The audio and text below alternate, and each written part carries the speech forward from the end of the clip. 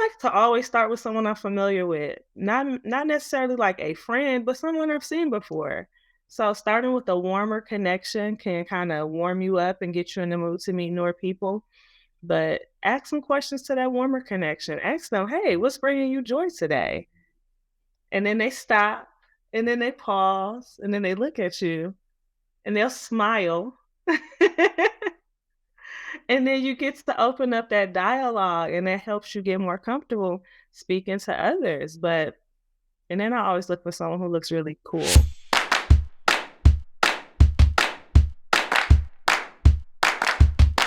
Welcome to the Speaking for Profit podcast, where we talk about monetizing your message and securing the bag with easeful abundance. I am excited about today's conversation with my amazing client, Rikketta Franklin. We're going to get into the power of networking and give you some strategies on how to build one of your most valuable resources, which is your relationship with yourself and with others, right?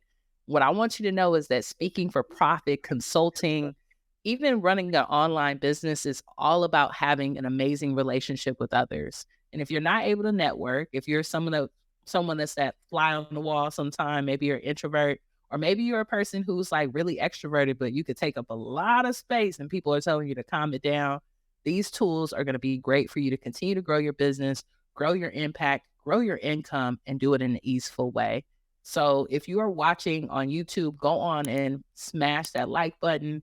Go on and subscribe to our channel. If you're listening to this podcast, please leave us a review. It helps us continue to grow the business, grow our impact, and share it with someone that you might know that needs some networking skills and needs to get this down. So I'm going to bring Rikketta to the stage so we can have this conversation and really get into the power of networking. Hey, fam. Welcome. Hey, how you doing? I'm good. Last time we were on a coaching call, you was calling everybody cousin. So I want to be called cousin too. What up, cousin? How you doing? What up, cuz? You my big cuz. Yes, I like that. And I got some big cousins that do amazing things in the world, but I would have to say, like, you are like a little cousin to me that's doing some things that I'm afraid to do, which is actually network, right? And get in the space. So I want us to get in this conversation, but before we get into like tools and tips, I want you to tell the audience, like, how did you come up with the social experience? Like what's the origin of this amazing project that you've created? Thank you for asking. It's real important because it came from me being asked to host a brunch, actually. I'm part of this Black women's people love group. a brunch, don't we? Okay, put a brunch and I'm there. So I was a part of this women's group in Lexington, Kentucky. I'm called Not the Only One in the Room, and it was really designed so that when women of color went about in the city to different events, that they weren't the only woman of color in the room. So yes, this Facebook group, and it's grown and it's huge, and we would brunch quarterly. But when the pandemic happened, all of that stopped. We tried to do a few things via Zoom, but it just didn't last. So in 2022, I asked the group, like, I miss y'all. When's the next brunch? And you know how our people do. So naturally, I was asked to host the next brunch. Exactly. Yeah, you bring it up, you being put to work, in other words, right? Yeah. So as I'm planning this brunch, I ask myself, how can I make this as meaningful for others as my first brunch was for me? Because there are women who have joined the group within the last 2 years that have never met one another. And at my first brunch, I met most of my closest friends in Lexington. And that is when I met my wife. And I had only been in Lexington for 2 weeks before I attended my first brunch. Wow. So brunch and love, y'all. If y'all looking for love, to me, it sounds like people need to go out to brunch. Is that where they can find it? In Yeah, Lexington, Kentucky? Is that where they can find the love? Okay. brunch is where the love resides. Everyone has a skill and a passion, a story worth sharing. What's yours? Introducing Kajabi, the all-in-one platform where creators and entrepreneurs just like you can build, market, and sell their online courses, memberships, and digital products. Whether you're starting out or scaling up, Kajabi has the tools that you need. Say goodbye to the juggling act. From creating content to managing payments and everything in between, it's all in one seamless place. Join the community of creators who have generated over $2 billion in sales. Craft your course, polish your webinar, design your digital product with ease. And if you ever feel lost, Kajabi's 24/7 support has your back. Head over to speakingforprofit.com/Kajabi and dive into Kajabi with the free 30-day trial. The world awaits your greatness. I can't wait to see what you create. Now back to the episode. So as I think back on this, I'm like, how can I make this impactful? And what I noticed is we were sitting in a circle, and literally the woman, like 4 to 5 people down from each side, were the women I became the closest with. So when I thought about the social experience, well, when I thought about this was even like the prototypes of the social experience. How could I create many smaller circles so that the woman had the opportunity to know the desires and the passions and the wants of the woman across the room from her. And that was really like, that was the prototype to the social experience. And afterward, everyone was like, when's the next one? For people who had missed it, they want to know when I was doing it again. And I was trying to figure out how it fit within my business until I did my solo event. And I was like, no, this is the business, coming out of the pandemic. Folks who were once always social aren't as social anymore. And there's some hesitancy like, can I come to talk to someone? Am I too close? Is this what they want? So the social experience was also birthed out of the needs that came from, the pandemic. Folks need help connecting. We've done a lot of things virtually, and there are so many benefits. But man, there's some power and some energy when you can meet and truly connect with someone in person. So, like, yeah, that's how it came about. That's cool. I didn't even know that you and your wife met at a brunch. I did not even know that this is how this event came together. So, and as I was coming up with my notes for the show, I was like, we've been working together a while, and I'm like, I don't even know where this came from. So, for me, Rikketta, I see you as a social butterfly when you needs to be, but I think what we've talked about is you're really an introvert. Like you really enjoy the Rikketta time more than For real. anything. So it's kind of cool that someone who considers themselves more of an introvert is creating a social space and really seeing that need. So when you do host a social experience, because I know you had an opportunity to do more of like an event, and then you've done some things with organizations.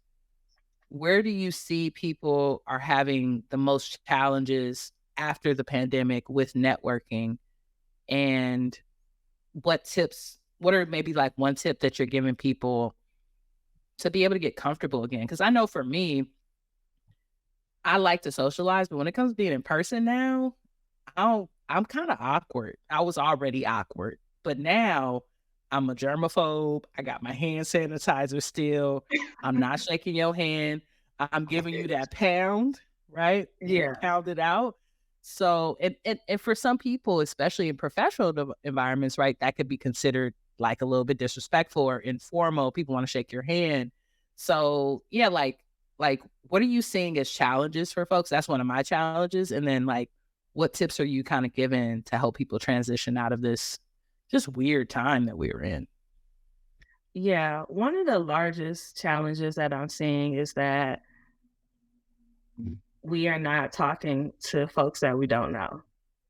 And I think that is because boundaries have changed a little throughout the pandemic. I think that folks are more likely to advocate for their boundaries now, and people just don't know where they stand. So that's where I find it one of the largest challenges in networking. But some tips around that is to just say hi, to really just go up to someone, say hello, introduce yourself, and state your intentions. Like I'm living in a new neighborhood now, and now I'm like, "Hi, my name is Rikketta. I've seen you walking a few times. Is it okay if I walk with you sometime?" Like I don't know, just be very vulnerable in some low risk ways, some low stakes ways to just say, hello, I'm new in the area. I'm just trying to meet people. It sounds really difficult, but once you get in it, folks are actually feeling exactly the way that you feel. They're like, "Oh yeah, I'm new too, but I just didn't know how to, to say hi to folks." And if you're like Evolve, it is always okay to fist bump. I've never liked to handshake, but as you mentioned before, it was viewed as being disrespectful. But because the world has had this collective trauma bond, now, when I say tell people I don't handshakes, but I'll bump, I'll fist bump, and people are more open to it. They're like, "Oh yeah, let's bump fists," and that was not an attitude that I got beforehand. So, just establishing your boundaries, whatever their boundaries might be, and maybe you don't fist bump. You just say, "Hey, I don't shake hands, but it's great to meet you today," and you make sure that you really keep that pleasant demeanor so that folks don't take it as sarcasm or disrespect. But yeah, those are Yeah, a couple of my tips. I love that. I love that. Like, I think it takes us back to things that we did like in elementary school or even in middle school. And like when you go to a new school and you meet new people, that people don't realize we should still use those skills today. And I was at a event recently, a conference, and what was really cool, and you might want to add this to social experience if you have not, you probably already have because you're brilliant, is they had, how you have your name on your name tab and whatever your pronouns and what organization you're a part of. And then you get those little ribbons that you can add to the tag, right? You could add one that's like, especially when you come from a higher ed too, it's like first gen or whatever it may be. They had one for COVID. So one of them was like, willing to hug, only handshakes. I don't want to be touched. And it was like, I think it was like red, yellow, green, right? Different colors. So even if you couldn't read it, you seen the color. And that was the way that they were navigating people being comfortable being in space together after the pandemic. So I think we're going to see more of these strategies on like, how do we make sure that everyone feels safe and we don't push anyone farther than they want to go? And I love that you brought up boundaries.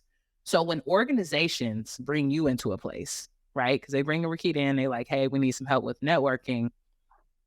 What problems are you solving for them? Where are you seeing in the organizational? Because we've kind of talked about what's happening with people one on one, but organizationally, where are people at when it comes to networking? Yeah, it's great that you asked that because whenever I meet with an organization, an event planner, I always ask, what problem are you trying to solve? Because I want to make sure that I'm solving the very unique problems of that organization. And some of the problems that I'm finding are their challenges as some teams or groups or conferences and events have been completely virtual. Maybe in the last year or two, they've been hybrid, and now working with groups are coming together in person for the first time. And that's the challenge. How do I bond this team? How do I get this team to work together and they don't know each other? Or how do I get Mm. these conference participants to become in a more participatory role because we have been a little passive in the past few years, at least in the people in department. So how do we make these folks comfortable and how do we get these connections to happen? Because one of the biggest parts of a conference is meeting folks. And I love getting my conference buddies, like my conference besties. It's nothing like it, right? Because it makes you feel more comfortable. It's like, oh, I could show up. I'm gonna get up for that 10 o'clock session because I'm gonna be meeting Shirley, and Shirley told me we're Mhm. gonna meet, and then we're gonna go get coffee, right? So it does motivate you to continue through the event. So people are meeting. They haven't met in a while in person. They've built these relationships. I know even like my wife works for a tech company and she's having her first in-person thing and she's been working for them for 2 years. She's never met her boss in person, right? So what type of activities are you doing in the social experience that you can share with us? Because I know another thing is like you gotta go through the social experience. We ain't giving you all the gems, but what can you share with us that maybe other folks who are looking to have a safer space, have a space where people can get together, can utilize in groups and organizations? Yeah. Well, when I first come through, I just introduce myself, like, just me, who I am, what I like to do, which is hobbies. I call myself a serial hobbyist. But really root folks in this introduction, like, yes, I'm here facilitating a social experience. I also like to make candles in the fall because it smells good and it makes me feel warm and fuzzy. But to really get very personal and authentic with my group is like number one. But then I want the group to feel safe. So we go through a set of community standards and community values so that people have the permission to show up exactly as they are. And so they're given the expectation that that is exactly what I want you to do. And then I facilitate prompts based on whatever objectives and things that I've worked on with the event collaborator. So I am here to tell you who to talk to, how long to talk to them, and when to talk to the next person. But yeah, I create prompts, and one of my favorites, and I think this is one of your favorites too, is I usually like to start off with asking, hey, I want you to find someone you haven't been in community with today and talk to them about what's bringing you joy. Yep. That's one of my favorite ones because the reason I utilize that, Rikketta, and I love that you use it as well. Oftentimes at workplaces, I use this a lot at work. And I was working, when I was in corporate, I was working higher ed, top medical school in the country. So a lot of type A people, they hadn't thought about that in a while. Yeah. They really weren't tapped into their joy. They were tapped into busyness, right? So it almost was like a question that reset a lot of people to kind of get grounded without saying, we're going to ground and do some meditation because everybody ain't about all that.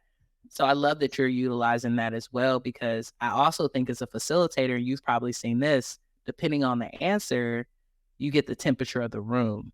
And that helps you with, I'm sure, your next prompts and how you're going to facilitate the space. Yeah, it definitely brings down some barriers. It brings people like physically into the space. And then they're also like, oh, okay, so this is what we're doing today. Mm-hmm. So it definitely sets things up for the next prompt, but to let you know that this is not your ordinary icebreaker. This is not your typical networking space.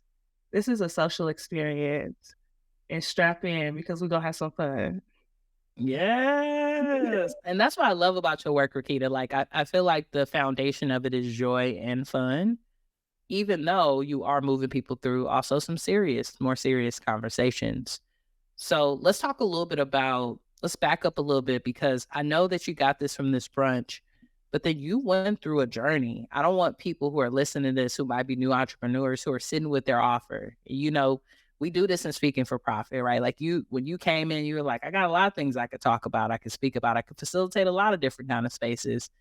And you really had to like narrow it down. So one, how did S for P kind of help you with that process? And two, what would you tell other entrepreneurs who are still trying to figure out their offer and how to get grounded in that? Yeah, man, speaking for P was very instrumental. I am, as Evolve will call it, a perfectionist. Oh, we couldn't tell. We couldn't tell. Now I want y'all to know. We might cut this out. Now we're gonna keep this in. Before we got on here, y'all, Rikketta was fixing the hair, ultimate perfectionist.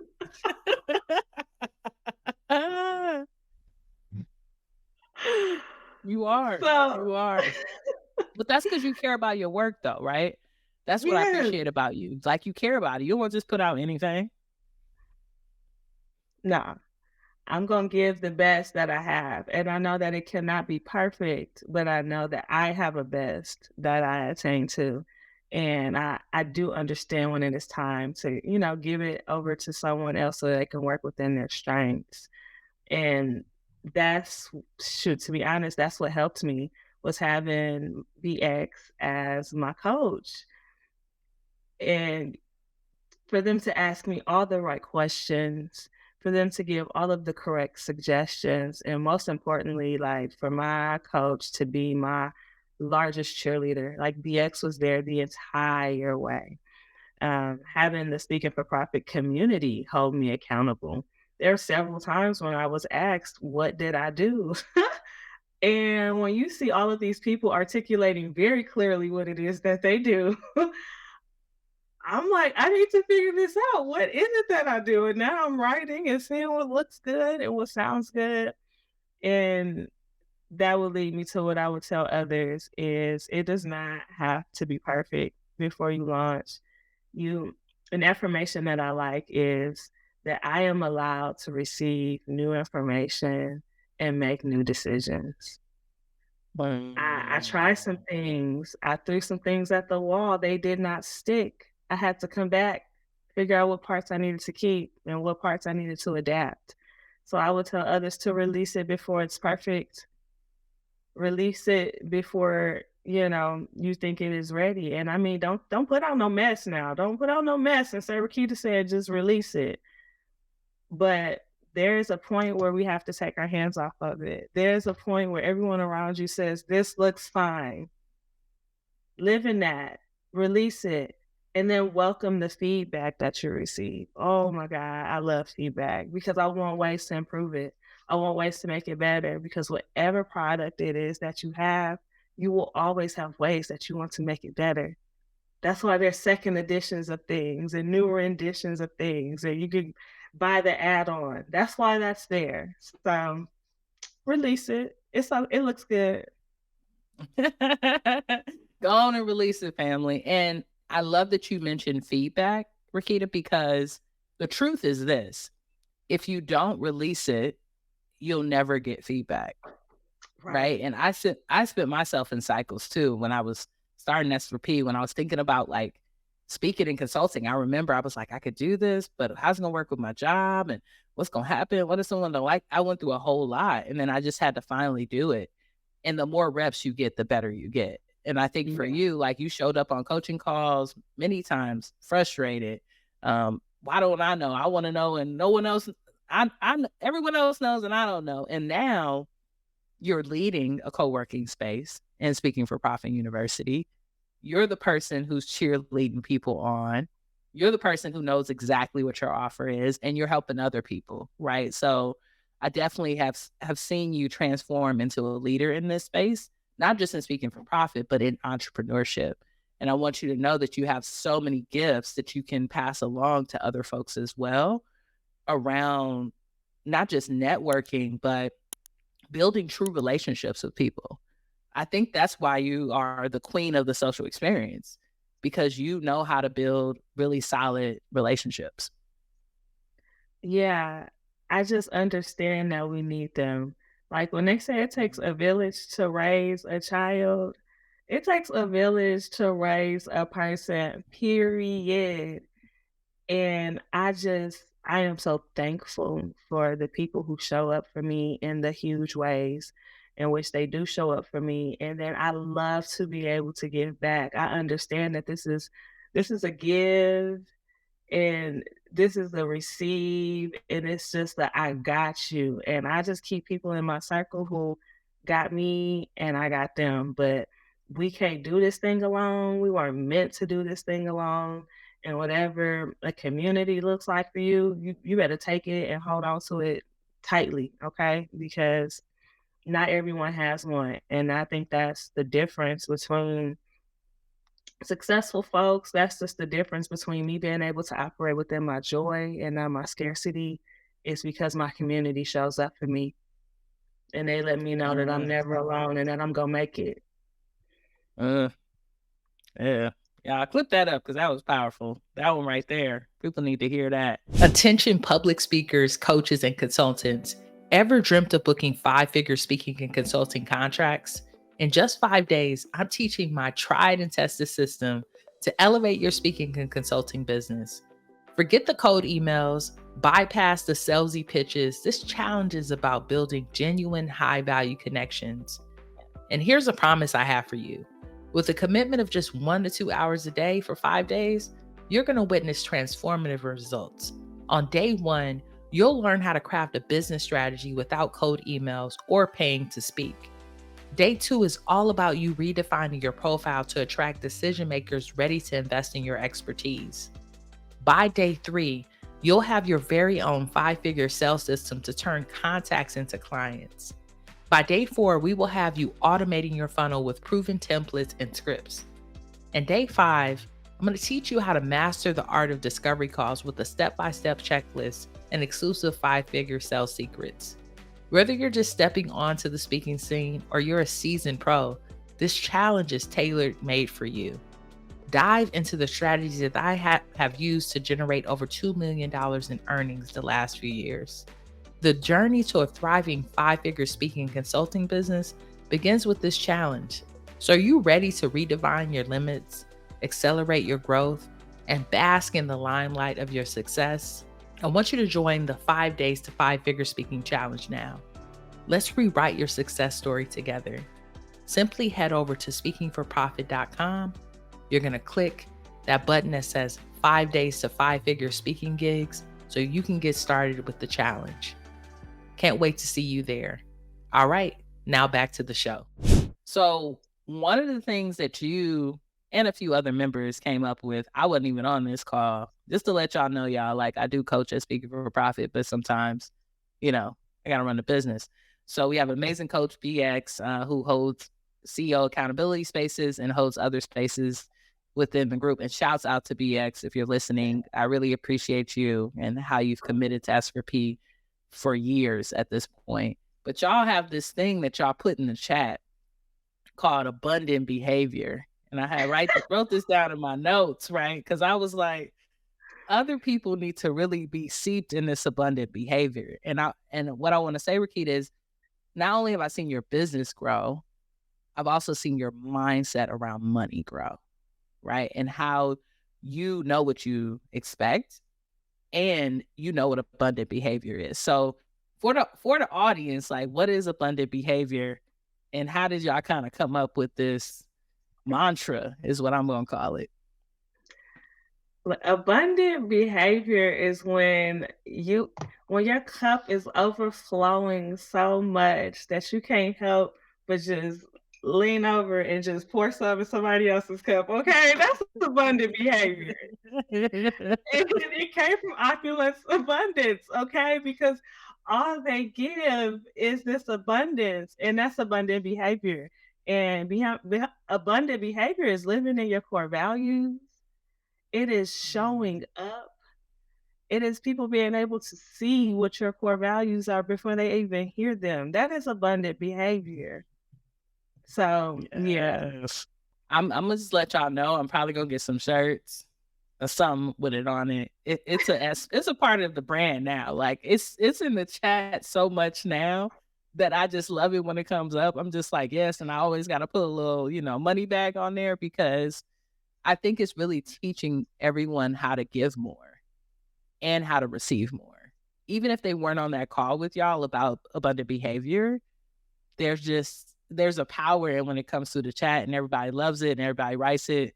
So I think it's just hella dope. And thank you so much for explaining it. So now I want to do something a little bit different with you. And I want to ask you some networking tips if that's cool, because I know that people are listening to this because they want strategy. So can we get into some strategy questions? Yeah, we can get to some strategy. Okay. So my first question for you is like, can you explain why networking is so crucial for entrepreneurs and professionals? And what are some tangible benefits that they can expect from it? Right? Because I think even though we don't want to be transactional about relationships, people are looking at their bottom line, right? Like, how do I grow my business with these networking? So why is it so crucial for entrepreneurs and professionals? And what can they expect from it if they really buy into it? Yeah, networking is crucial for especially entrepreneurs. Um, but in professionals, because it's about relationship building. And more than that, I call it tribe building. Like when I say that community has to have everyone. It takes everyone to be able to make this thing run. So just knowing and being in community with folks is really You know what? Let me not say just knowing and being in community with folks that you are on fire about. Like people who feed you, people that you meet, and even though you don't need their services, whatever it is that you receive from them, you are so eager that you want to tell someone else. Like those are the people that you get. And the benefits are you have this reciprocal group around. When you are able to provide value to spaces and to people, they want to reciprocate that energy and that value as well. So those are those tangible benefits is you're planting seeds. Someone told me, networking is like farming. You got to plant those seeds. You got to get the right soil. You have to water it. And then you just don't, you never know when your fruit is coming, but you know that it is coming because you have taken care of those seeds. I You love got to that. take care of I your love that. relationship.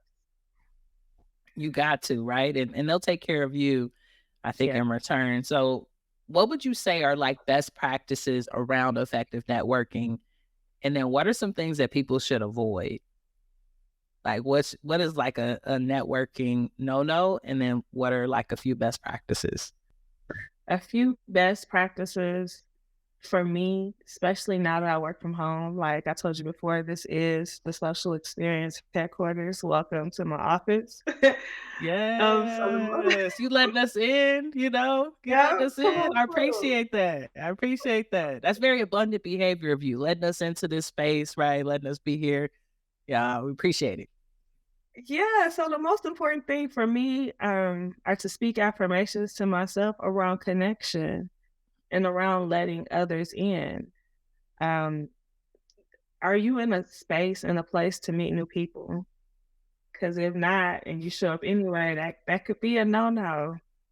So getting your mind right, whether that's affirmations, whether that's listening to music, that Big Sean Detroit 2 album gets me going every time. Like I'm ready to conquer One the of my world after I favorites. listen to that. One of my favorites. Yes. So yeah, get your mind right. Be ready to be in that space. Like I'm an introvert, so I have to hype myself up so that I can meet new people. Another best practice is be prepared to engage in conversation first. And that could be from some prompts that you see. The social experience is releasing some conversation cards first. So maybe you go through the conversation cards first and you pick some questions. You see someone. I like to always start with someone I'm familiar with, not necessarily like a friend, but someone I've seen before. So starting with a warmer connection can kind of warm you up and get you in the mood to meet newer people. But ask some questions to that warmer connection. Ask them, hey, what's bringing you joy today? And then they stop, and then they pause, and then they look at you, and they'll smile. And then you get to open up that dialogue, and that helps you get more comfortable speaking to others. And then I always look for someone who looks really cool. Like they got on some funky outfit, they got on some dope kicks. Anybody like wearing J's to the networking event, I'm trying to talk to them. They are probably my tribe. So look for things. People will give you tales, whether it's the shoes they wear, they might have on a sorority pin or I don't know, a Harry Potter bag, whatever. People will give you clues on their person as to what their interests are. So look for your people, look for the clues.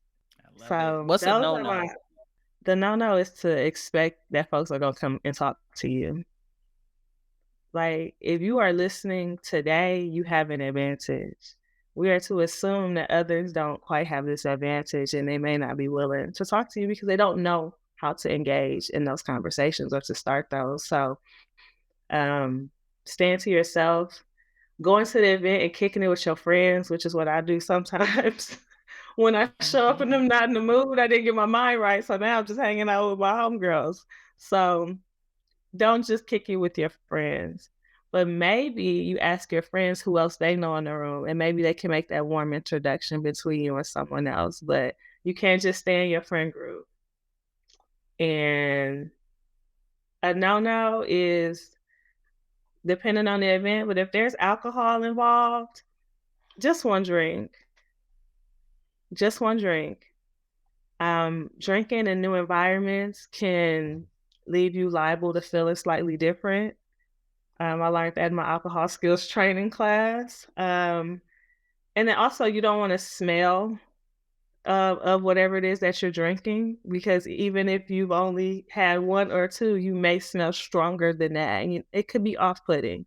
So I would limit the alcohol contact, because I mean we're here to have some fun, but if you're at a networking event, the goal is to push this thing forward to building relationships, deepening existing relationships, and really connecting with folks that you don't know.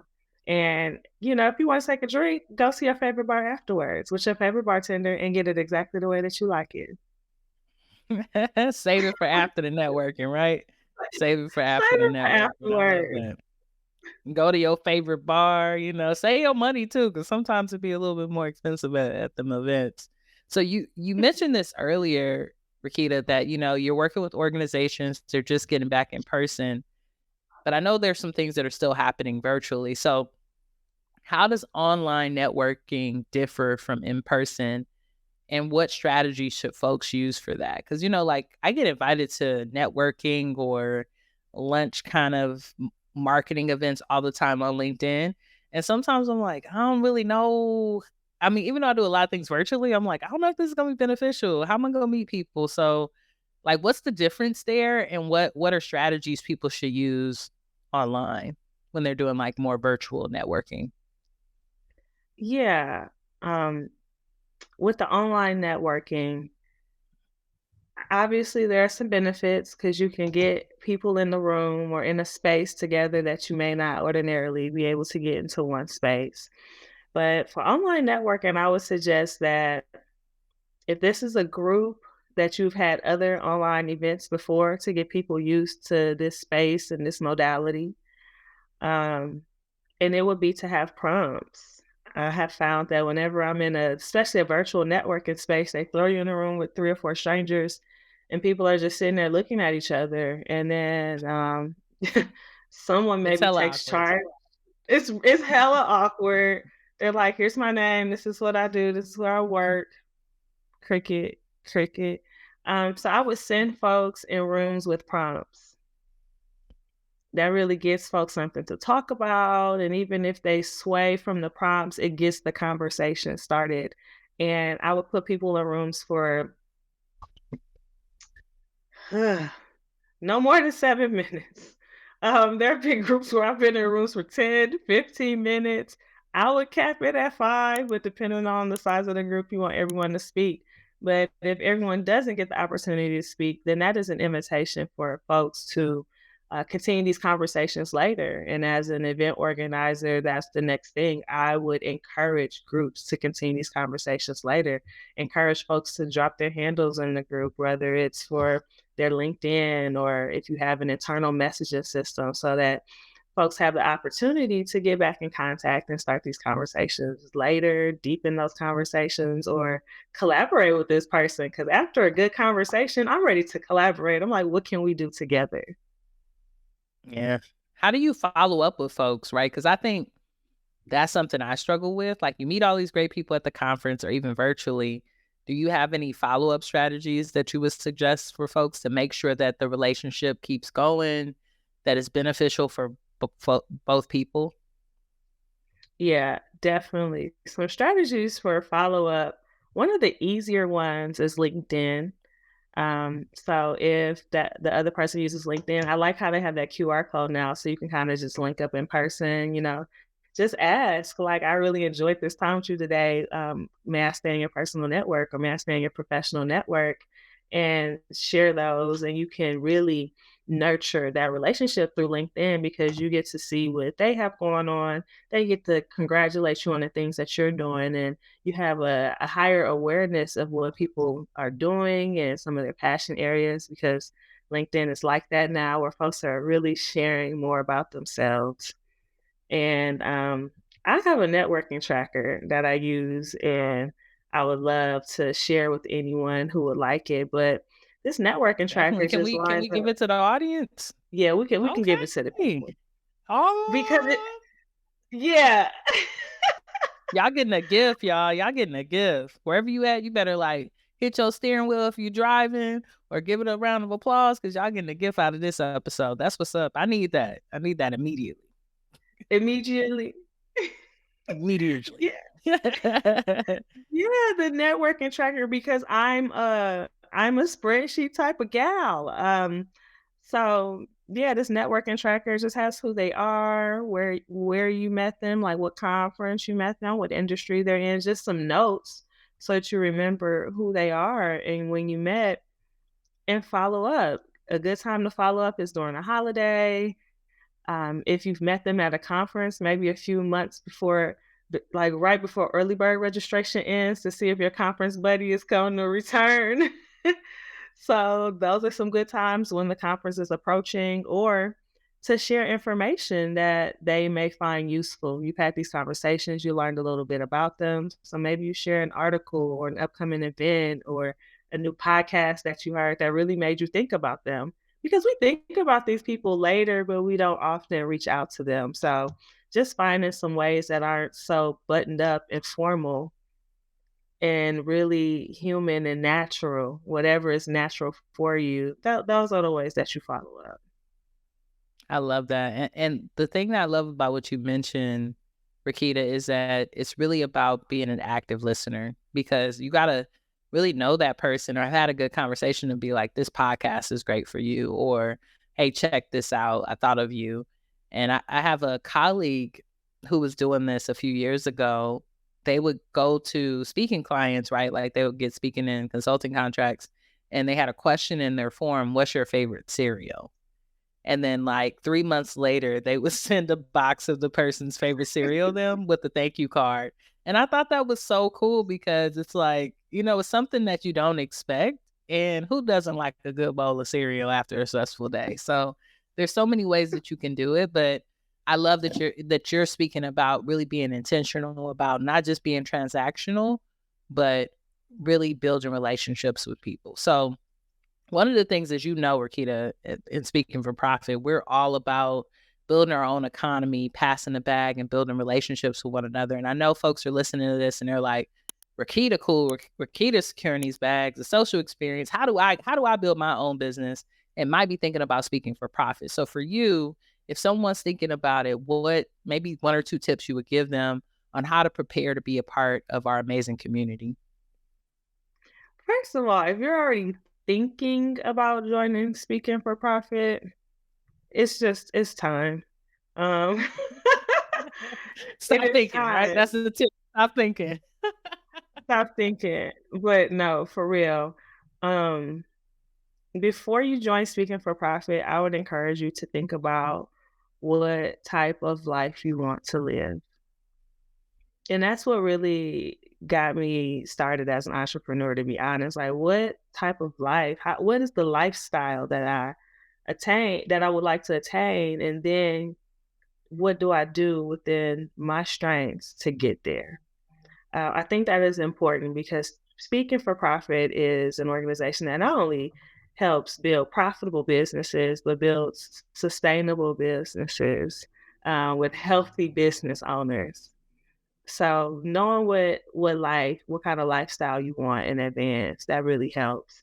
And think about what it is that you truly want to do. Like when I first became an entrepreneur, I found that I was doing an extension of things that I had done for other people before initially. And with the social experience and me having that pilot right before I joined Speaking for Profit and knowing that I wanted to do something like that, but I wasn't sure what it looked like, my coaches helped me get there. So whatever the dream is, go for it. Whatever the dream is, speak it out loud because BX helped me really bring my dreams to fruition. And it brings me to tears every time I think about this one thing that was in my head is now like my signature offer. So dream big and bring it with you. Yes. I love that. And I love that you've been able to manifest this dream. And I'm excited about all the things you're going to manifest in the future. So what I want you to do is share with folks, like, how can they, if the organizations listen to this, if persons listen to this, they want to bring you in, they want to work with you, where can they find your work and how can they tap in? Yeah, they can find my work on Instagram. So we are Meet TSX. TSX stands for the social experience. So find me on Instagram there. Find me on the website at meettsx.com. And my LinkedIn is going up. I've been showcasing a lot of my work on LinkedIn. So you can find me at Rikketta Franklin on LinkedIn. Definitely. And they get to get that tracker too, right? So we could put that in the show notes as well. Yes. Get the networking Yeah. tracker. Okay. You can find me on the networking tracker. Definitely. Okay, cool. So we're gonna put all that in the show notes. Make sure that y'all have that information so that you can hang out with Rikketta on LinkedIn. Of course, get that amazing free gift. And if you want to bring a social experience to your amazing organization or to your next event, you can go on and hit the fam up, get it going, and have some amazing conversations, y'all. Like, I think what Rikketta is speaking about is we all need to heal. And the way that we're going to heal is through these relationships and really having phenomenal leaders like Rikketta to come into the space to make sure that they take the stress off of you. Because it's already hard enough putting together an event and get people to show up. I know I used to work in higher education. Getting people in a room is like trying to pile up some stray cats. It's hard, right? So it's already hard enough getting them in the room. You don't want to have to worry about how to navigate them socializing and prompts and really keep them entertained. So make sure that you tap into expertise and delegate some of that so that you can have an easeful event and bring in some easeful abundance. Anything else you want to share with the group before we head out? Yeah, because I am with Evolve, the spirit has called me to give you a call to action today. So my call to action for you today is to speak to someone that you do not know.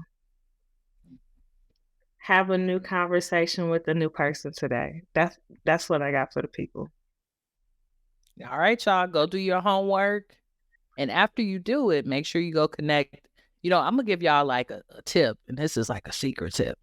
What you should do is go add Rikketta on LinkedIn, and then that could be the person that you've never spoken to. Y'all can do the homework and y'all can add an amazing person to your platform.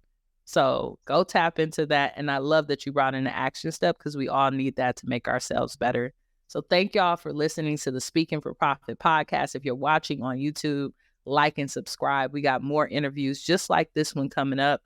And like I said, this is a space where we're going to teach you to monetize your message and live in easeful abundance. All right, y'all. Peace.